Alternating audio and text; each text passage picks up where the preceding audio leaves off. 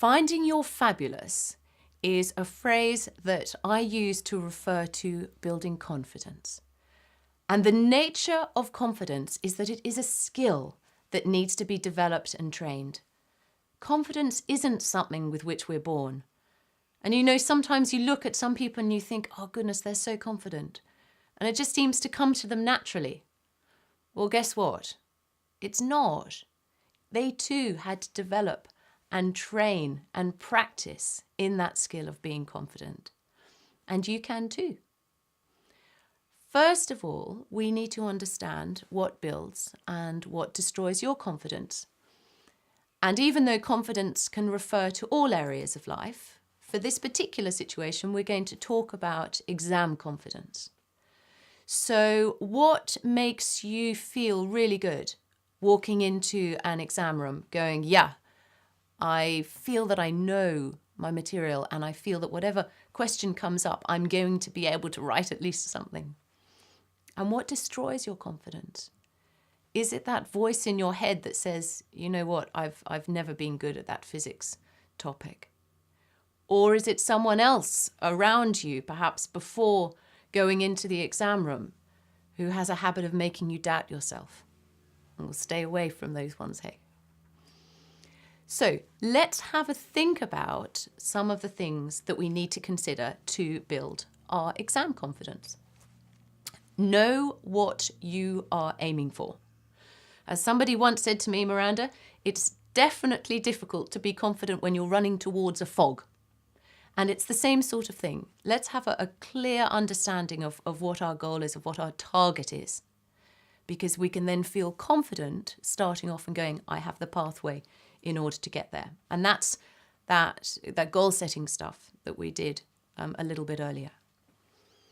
Be aware of your internal chat. What's that voice in your head actually saying to you? Is it saying, I believe in you and we can do this?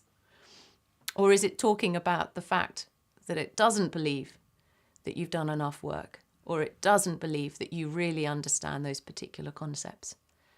And in which case, you need to think to yourself, okay, well, in order to change that internal chat, is there something I need to be doing differently? Is it stuff that, well, in actual fact, I do need to be doing some more work? And in which case, that's what we need to be doing. Or is it a case of actually that internal chat's more general and you know you're not good enough? So stop. See the stop sign? Stop right there. Stop voice. And replace it with, I can do this. I'm going to give it a shot. And I'm going to give it as much as I possibly can, because I've never given it as much as I possibly can before.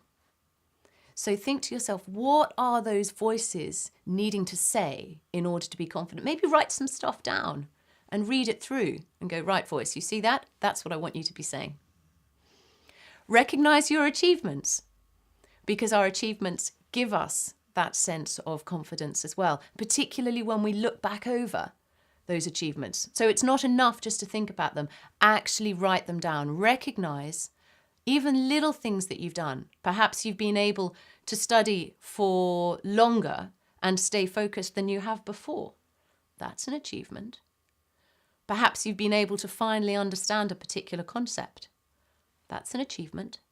Or perhaps it is some results in a practice paper or in a practice essay or something like that. So recognize those, feel good, and then look back over previous achievements as well to give yourself that extra little buzz.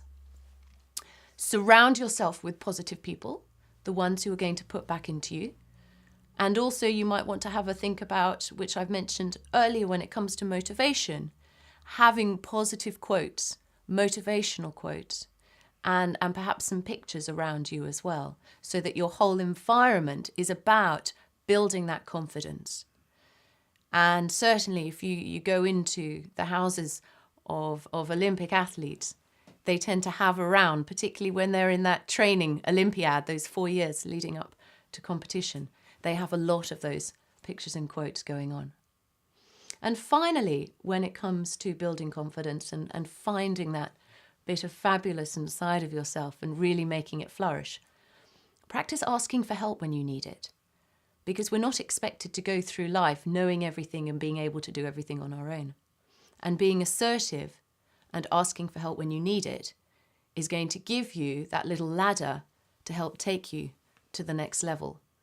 And then you continue to consolidate with the tools that you're using to find your fabulous.